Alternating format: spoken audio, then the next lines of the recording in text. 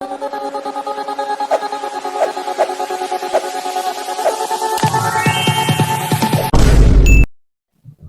Hello நான் உங்கள் PK வந்தாச்சு.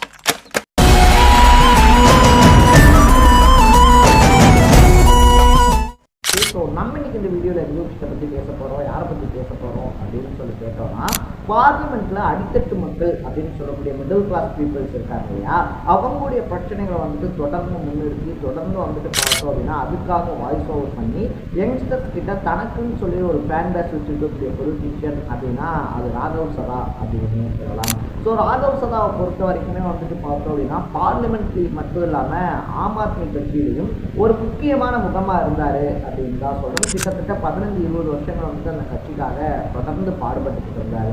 ஸோ அப்படிப்பட்ட ஒருத்தர்கிட்ட இருந்து வந்துட்டு பார்த்தோம் அப்படின்னா மாநிலங்களுடைய துணைத் தலைவர் பதவி அப்படின்றத கட்சி புரிஞ்சிருந்துச்சு அப்படின்னு சொல்லலாம். ஸோ அப்பயே வந்துட்டு பார்த்தோம் அப்படின்னா என்னடா கட்சிக்காக வந்துட்டு நல்லா ஒர்க் பண்ணக்கூடிய ஒருத்தர்கிட்ட இருந்து மாநிலங்களவை தலைவர் பதவியை கொடுக்குறாங்களே அப்படின்ற கொஸ்டின் வரும்போது இல்லை அவர் வந்துட்டு பிஜேபியில் சேர்றதுக்கான எல்லா வேலைகளையுமே ஸ்டார்ட் பண்ணிட்டாரு, அதனால தான் தலைமை இப்படி ஒரு அதிரடியான முடிவை எடுத்திருக்கு அப்படின்னு சொல்லிட்டு அங்கே இருக்கக்கூடிய தகவல்களும் வெளிவந்துருந்துச்சு அப்படின்னு தான் சொல்லணும். ஸோ அப்படி இருக்கக்கூடிய ஒரு சுச்சுவேஷனில் பரபரப்பான கட்டத்தில் வந்துட்டு பார்த்தோம் அப்படின்னா ராகவ் சதா மட்டும் இல்லாமல் ராகவ் சதாவோட சேர்ந்து 7 எம்பிக்கள் பாஜகவுக்கு தாவறதுக்கான முயற்சிகளில் இருக்காங்க அப்படின்னு சொல்லப்படுது. ராகவ் சதாவும் அதை தாண்டி வந்துட்டு பார்த்தோம் அப்படின்னா சந்தீப் பதக், அசோக் மிட்டல் இவங்கெல்லாம் வந்துட்டு அஃபீஷியலாகவே பாஜகவில் ஜாயின் பண்ணிட்டாங்க. ஸோ இன்னும் ஒரு 4 எம்பிக்கள் வந்துட்டு பாஜகவில் ஜாயின் பண்ணுறதுக்கான பேச்சுவார்த்தைகள் அப்படின்றதும் போயிட்டு இருக்காங்க. டெல்லியை தாண்டி பஞ்சாபை தாண்டி ஆம் ஆத்மி கட்சியை தேசிய லெவலில் ஒரு பெரிய கட்சியாக கொண்டு வரணும் அப்படின்னு சொல்லி கெஜ்ரிவால் பிளான் போட்டுக்கிட்டு இருக்கும்போது ராகவ் சதா போட்டுக்கக்கூடிய ஒரு ரிவைஸ் கியர் அப்படின்றது சர்வதேச அரசியலில் பரபரப்பை ஏற்படுத்தியிருக்கு அப்படின்னு சொல்லலாம். ஸோ அதை பற்றி தான் நம்ம விலாவாரியாக பேச போகிறோம். அதுக்கு முன்னாடி நம்ம சேனலுக்கு நீங்கள் வந்திருந்தீங்க, புதுசாக வந்திருந்தீங்க அப்படின்னா மறக்காமல் சேனலை ஃபாலோ பண்ணி சப்ஸ்கிரைப் பண்ணிக்கோங்க. ஸோ திடுதிப்புன்னு வந்துட்டு பார்த்தோம் அப்படின்னா அவர்கிட்ட இருந்து மாநிலங்களவை துணைத் தலைவர் பதவி அப்படின்றதெல்லாம் கொடுக்கல. கெஜ்ரிவால் தரப்புக்கும் நம்ம ராகவ் சதா இருக்கார் இல்லையா, அவர் தரப்புக்கும் வந்துட்டு ரொம்ப நாளாகவே ஒரு பனிப்போர் அப்படின்றது போயிட்டே இருந்திருக்கு. அதை தாண்டி வந்துட்டு இந்த மதுபான கொள்கை ஊழல் அப்படின்றது இருக்கு இல்லையா, அது வந்துட்டு ஆம் ஆத்மி கட்சி மேலே வைக்கப்பட்ட ரொம்ப பெரிய குற்றச்சாட்டு அப்படின்னு தான் சொல்லணும். ஸோ அந்த குற்றச்சாட்டுலேருந்து நீதிமன்றம் வந்துட்டு அவர் ரிலீஸ் பண்ணதுக்கு அப்புறமா மணிஷ் சிசோடியாவையும் அரவிந்த் கெஜ்ரிவாலையும் ரிலீஸ் பண்ணதுக்கு அப்புறமா ரொம்ப பெரிய கொண்டாட்டங்கள் அப்படின்றது ஆம் ஆத்மி சார்பில் ஏற்பாடு பண்ணப்பட்டிருக்கு. அதுலேயும் வந்துட்டு பார்த்தோம் அப்படின்னா ராகவ் சதா பெரிய அளவில் பார்ட்டிசிபேட் பண்ணல. அதை தாண்டி வந்துட்டு கட்சியிலேருந்து வந்த உத்தரவுகள், கட்சி போட்ட ரூல்ஸ் அண்ட் ரெகுலேஷன் இது எதையுமே வந்துட்டு ராகவ் சதா ஃபாலோ பண்ணாமே இருந்திருக்காரு. அப்பையும் வந்துட்டு பார்த்தோம் அப்படின்னா கட்சி தலைமை வந்துட்டு அவர் மாதிரி பெரிய ஆக்ஷன்ஸ்லாம் எதுவும் எடுக்கல. ஆனால் அவர் பாஜகவில் சேர போறாரு அப்படின்ற நியூஸ் வந்ததுக்கு அப்புறமா தான் வந்துட்டு அதிரடியாக அவருடைய துணைத் தலைவர் பதவியை புரிஞ்சிட்டு அவரை இனிமேல் பார்லிமெண்ட்ல பேச கட்சி சார்பில் அனுமதிக்க வேணாம் அப்படின்ற லெட்டரும் கொடுக்கப்பட்டிருந்துச்சு. இருந்தாலும் வந்துட்டு ஆம் ஆத்மி அவரை எம்பியா தொடர வச்சிருந்துச்சு அப்படின்னு தான் சொல்லணும்.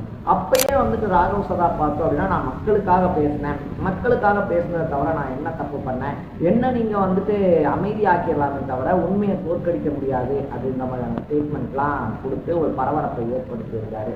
ஸோ இன்னைக்கு காலையில் வந்துட்டு பார்த்தோம் அப்படின்னா சந்தீப் பதக்கும், அசோக் மிட்டல், ராகவ் சதா இவங்க 3 பேருமே வந்துட்டு ட்ரஸ்ட் பீப்புள்ஸை மீட் பண்ணுறாங்க.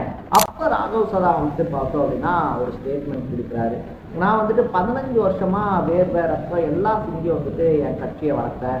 அன்னைக்கு வந்துட்டு நான் உழைக்கும் போது கட்சி வந்துட்டு பார்த்தோம் அப்படின்னா ஊழலுக்கு எதிரான ஒரு கட்சியா இருந்துச்சு. ஆனா இன்னைக்கு கட்சியை வந்துட்டு ஊழலால நிரம்பி வருது. இதை தாண்டி வந்துட்டு கொள்கைகளா இருந்தாலும் சரி, அதை தாண்டி வந்துட்டு நிறைய விஷயங்கள் கட்சிக்குள்ள மாறிடுச்சு. கட்சியே ஒரு சுயநலமான ஒரு கட்சியா மாறி இருக்கு. நாட்டுக்காக உழைக்கணும் அப்படின்றத தாண்டி கட்சிக்கு என்ன லாபம் அப்படின்னு சொல்லி பார்க்க ஆரம்பிச்சிட்டாங்க. பல வருஷமாவே வந்துட்டு தப்பான இடத்துல இருக்கக்கூடிய ஒரு நல்ல மனுஷன் நானு அப்படின்னு சொல்லி எனக்கே தோண ஆரம்பிச்சிருந்துச்சு. ஸோ இதனால வந்துட்டு இந்த தப்பான இடத்த விட்டுட்டு மக்களுடைய முடிவுக்கு கட்டுப்பட்டு மக்கள் தேர்ந்தெடுத்த இடத்துக்கு போற அப்படின்னு சொல்லிட்டு பார்த்தோம்னா பிஜேபியை இன்டைரக்டா சொல்லியிருக்காரு அப்படின்னு தான் சொல்லணும். ஸோ இப்போ வந்துட்டு எல்லாத்துக்குமே ஒரு கொஸ்டின் வரும், அப்போ ராகவ் சதா இனிமேல் வந்துட்டு எம்பி கிடையாதா அப்படின்னு சொல்லிட்டு அங்கதான் ராகவ் சதா தன்னுடைய பில்லியன்ஸை யூஸ் பண்ணியிருக்காரு அப்படின்னு சொல்லலாம். ஸோ பொதுவாக வந்துட்டு பார்த்தோம் அப்படின்னா ஒரு கட்சியில் இருக்கக்கூடிய எம்எல்ஏவோ எம்பியோ ஒரு பதவி காலத்தில் இருக்கும் போதே இன்னொரு கட்சிக்கு தாழ்னாங்க அப்படின்னா கட்சி தாவல் தடை சட்டத்தின் மூலயமா அவங்களுடைய எம்பி பதவி எம்எல்ஏ பதவி பறிக்கப்படுறதுக்கான வாய்ப்பு இருக்கு. ஆனால் அட் த சேம் டைம்ல ஒரு கட்சியில இருக்கக்கூடிய எம்பிக்கள்ல 3/2 பங்கு, இப்போ வந்துட்டு 10 பேர் இருக்காங்க அப்படின்னா ஒரு 6-7 எம்பிக்கள் வந்துட்டு அந்த கட்சியை விட்டு வேற கட்சிக்கு மாறுறாங்க, இல்லை புது கட்சி தொடங்குறாங்க அப்படின்னா அப்போ இந்த கட்சி தாவல் தடை சட்டம் அப்படின்றது பொருந்தாது, அவங்களுடைய பதவியை பறிக்க முடியாது.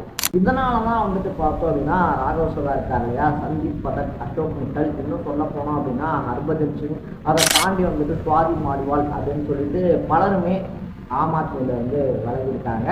இவங்க 3 பேரும் வந்துட்டு முதல்ல இணைஞ்சிட்டாலும் பின்னாடி வந்துட்டு இன்னும் 4 எம்பிக்கள் இணையறதுக்கான பேச்சுவார்த்தைகள் போய்கிட்டு இருக்கு அப்படின்னு சொல்லப்படுது. இது வந்துட்டு பார்த்தோம் அப்படின்னா அரவிந்த் கெஜ்ரிவாலுக்கு ஒரு ரொம்ப பெரிய நெருக்கடியை ஏற்படுத்தி இருக்கு அப்படின்னு சொல்லலாம். ஏன்னா ஆல்ரெடி வந்துட்டு டெல்லியில 10 வருஷம் ஆட்சி அப்படின்றது அரவிந்த் கெஜ்ரிவாலால் கொடுக்கப்பட்டிருக்கு. அதை தாண்டி பஞ்சாப்ல இப்பயுமே சிட்டிங் கவர்மெண்ட் வந்துட்டு பார்த்தோம் அப்படின்னா ஆம் ஆத்மி தான். ஸோ 2 ஸ்டேட்ஸ்ல வந்துட்டு ஆம் ஆத்மியை கொண்டு போய் சேர்த்த மாதிரி அடுத்தடுத்த ஸ்டேட்ஸ்ல கொண்டு போய் சேர்க்கணும் அப்படின்னு சொல்லி பார்க்கும்போது ராகவ் சதா மாதிரியான பிரில்லியண்டான ஆட்கள், எப்படி சொல்றது, நல்ல எஜுகேட்டடான அரசியல்வாதிகள் கட்சிக்குள்ள இருக்காங்க அப்படின்ற ஒரு தைரியம் இருந்துச்சு. ஆனா இப்ப இவங்களே வந்துட்டு எம்பிக்களா இருக்கக்கூடியவங்களே பாஜக ஐக்கியமா இருக்கிறது அப்படின்றது நம்பிக்கை துரோகமா ஆம் ஆத்மி சார்பில் பார்க்கப்படுது. எங்களுக்கான மரியாதையை கொடுக்கல, அதனால நாங்கள் இந்த இடத்துக்கு வந்தோம் அப்படின்னு சொல்லிட்டு எம்பிக்களும் அவங்களுடைய தரப்பு நியாயத்தை சொல்றாங்க. எது எப்படியா இருந்தாலும் உட்கட்சிக்குள்ளேயே வந்துட்டு பார்த்தோம் அப்படின்னா இத்தனை வருஷமா பல விரிசல்கள், பல கோஷ்டி மோதல்கள் அப்படின்றது போய்கிட்டு இருக்கு அப்படின்ற விஷயம் இப்ப அப்பட்டமா வெளிப்படையா வெளிவந்திருக்கு அப்படின்னு சொல்லலாம். ஸோ இதன் மூலியமா வந்துட்டு பார்த்தோம் அப்படின்னா நாடாளுமன்றத்துல ஆம் ஆத்மி எம்பிக்களுடைய எண்ணிக்கை கணிசமா குறையுது, பாஜகவினுடைய எம்பிக்களுடைய எண்ணிக்கை கணிசமா அதிகரிக்குது அப்படின்னு சொல்லலாம். ஸோ இது பாஜகவினுடைய ஒரு மாஸ்டர் மூவ் அப்படின்னு அரசியல் விமர்சகர்கள் பேச ஆரம்பிச்சிருக்காங்க. ஸோ ராகவ் சதாவினுடைய இந்த முடிவை பற்றி நீங்க என்ன நினைக்கிறீங்க? பாஜகவில் போய் அவர் சேர்ந்திருக்கிறது அவருடைய எதிர்கால அரசியலுக்கு நல்லதா இல்லையா அப்படின்றத கமெண்ட் பண்ணிட்டு, இதே மாதிரி அப்பப்போ அப்டேட்டாக போயிட்டு இருக்க விஷயங்களை நீங்க தொடர்ந்து தெரிஞ்சுக்கணும் அப்படின்னு ஆசைப்பட்டீங்கன்னா மறக்காம சேனலை ஃபாலோ பண்ணி சப்ஸ்கிரைப் பண்ணிக்கோங்க. நாளைக்கு இதே மாதிரி ஒரு இன்ட்ரெஸ்டிங்கான வீடியோவை சந்திக்கலாம். பை.